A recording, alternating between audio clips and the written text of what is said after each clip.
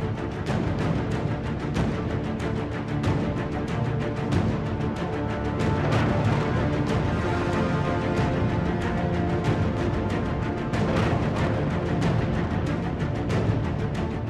चर्चा करतोय डोंबिवलीकरांच्या मनात काय एवढा मोठा स्फोट झाल्यानंतर त्यांच्या मनात काय सुरू आहे आणि प्रशासनाचं काम कशा पद्धतीने सुरू आहे।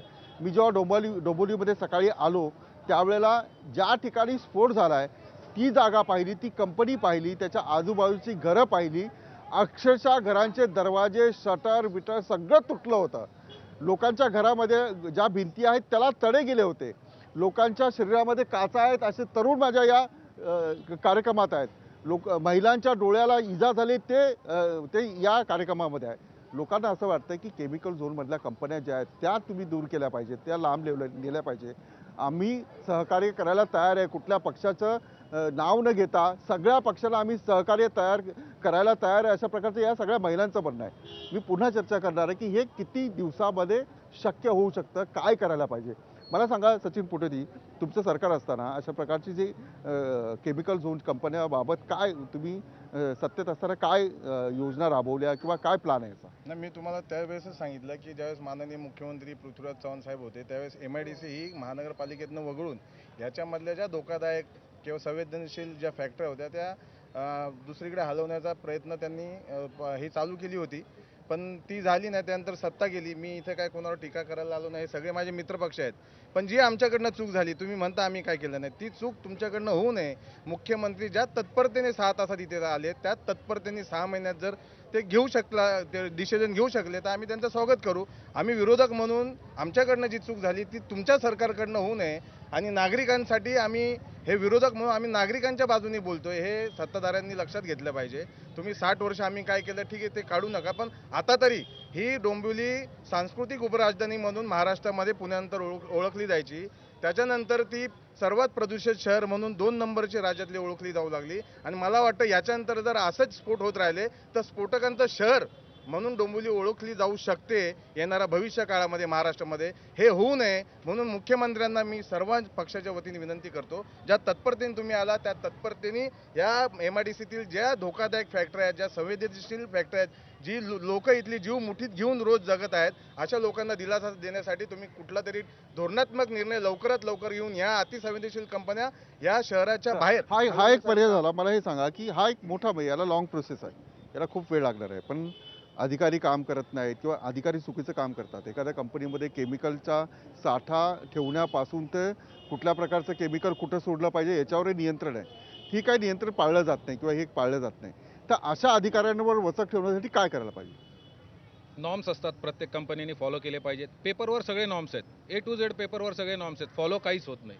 मग तुम्ही मॉक ड्रिल करू शकता, तुम्ही फायर ऑडिट करू शकता, सेफ्टी ऑडिट करू शकता, हे कुठल्याही प्रकारचं ऑडिट इथे कधीच होताना दिसत नाही।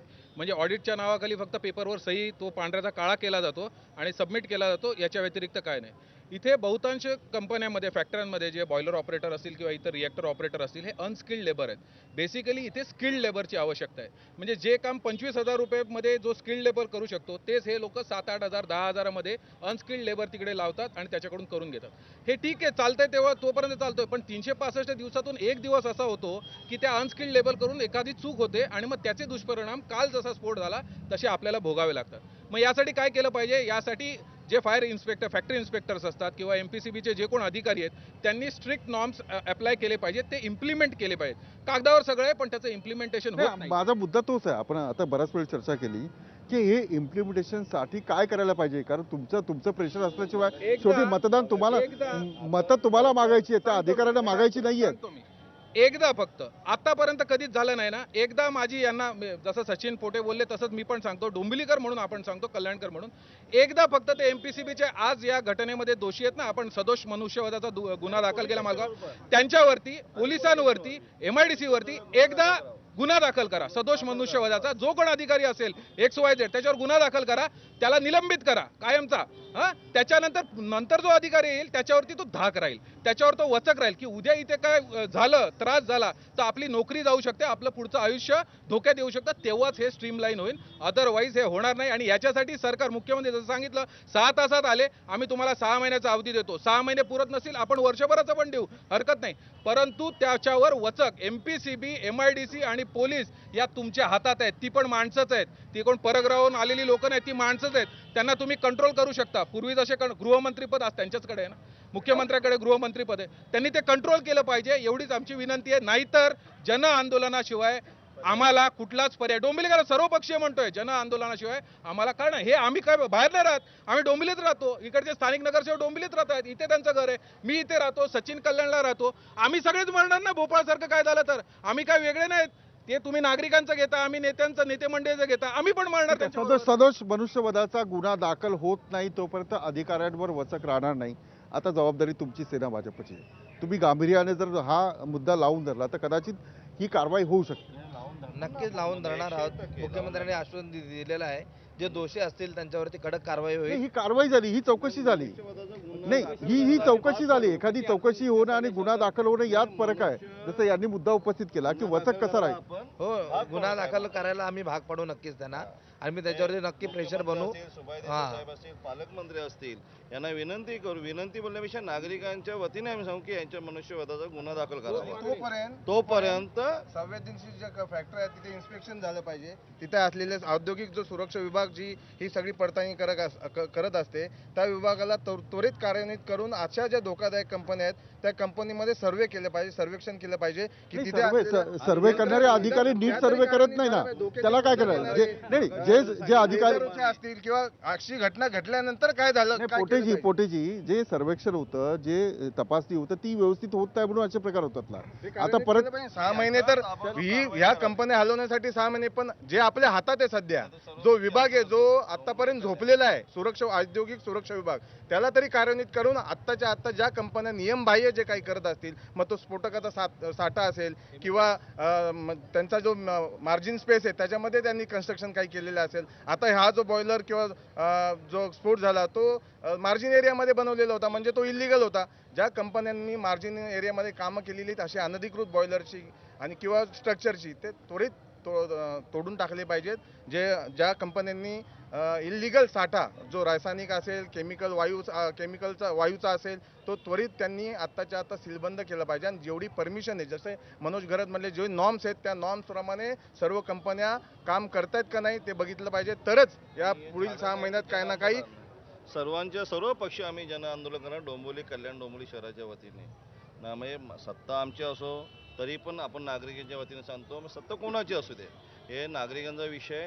जर या 6 महिन्याच्या घटना होत नसेल, सुधारणा होत नसेल तर जन आंदोलनाशिवाय पर्याय नाही. आणि आम्ही खरोखर सर्वपक्षीय या जन आंदोलन केल्याशिवाय राहणार नाही. पण एकीकडे या सगळ्या कंपन्याचे मालक विरुद्ध तुम्ही कार्यकर्ते, तुम्ही नेते, तुम्ही टिकणार, तुमचं आंदोलन टिकणार का? कारण पोलीस प्रशासन पैसे खाते हे तुम्हीच म्हणता, म्हणजे पोल्युशन बोर्ड पैसे खाते हे तुम्हीच म्हणता. लक्ष लावत नसेल तर कारखान्यावर आम्ही दाडणार.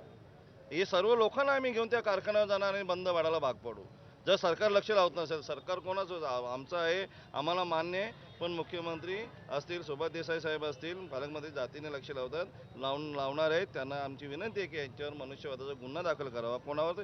MPC वाल्यांवर आणि पोलीस अधिकाऱ्यांवर. नक्कीच. आता जेव्हा आम्ही सत्तेत नव्हतो, विरोधात होतो, तेव्हा पोलिसांची चालत होती, आम्हाला दमदाटी करायचं. पण आता याच्यानंतर चालणार नाही. आम्ही सत्तेत आहोत, त्याच्यामुळे आम्ही नक्कीच MPSB वरती दबाव करून हे सर्व कसं थांबवता येईल याच्याकडे आम्ही नक्कीच लक्ष देऊ. तुम्ही सर्व पक्षाचे जे इथले स्थानिक नेते आहेत, कारण तुम्हाला शेवटी तुम्हाला मत घ्यायचं आहे तिथं. मुख्यमंत्र्यांना काय नागपूरमध्ये मत घ्यायचं असेल किंवा मंत्र्यांना, पण तुम्ही या सगळ्या विषयावर आता तरी तुमचे डोळे उघडलेत का? तुम्ही सगळे विनंती आहे, हा मतांचा विषय नाही. राहणारे महेश पाटील असतील, राजेश मोरे असतील, हे सर्व इथेच राहतात. उद्या कुठली दुर्घटना घडली तर आम्हाला काही होणार नाही असा अर्थ नाही, पण आमची हीच इच्छा आहे की ह्याच्यावर काही ना काही कारवाई झाली पाहिजे. त्यासाठी वेळ आली तर आम्ही सर्व पक्षीय राजकारणाच्या चपला बाहेर ठेवून या आंदोलनामध्ये सहभागी होऊ, एवढं आम्ही सांगू. ह्या पक्षासाठी हा जो विषय आहे MIDC हे 27 गावामध्ये येते. जी 27 गाव कल्याण डोंबिवली महानगर वगळावी म्हणून हा लढा चालू आहे.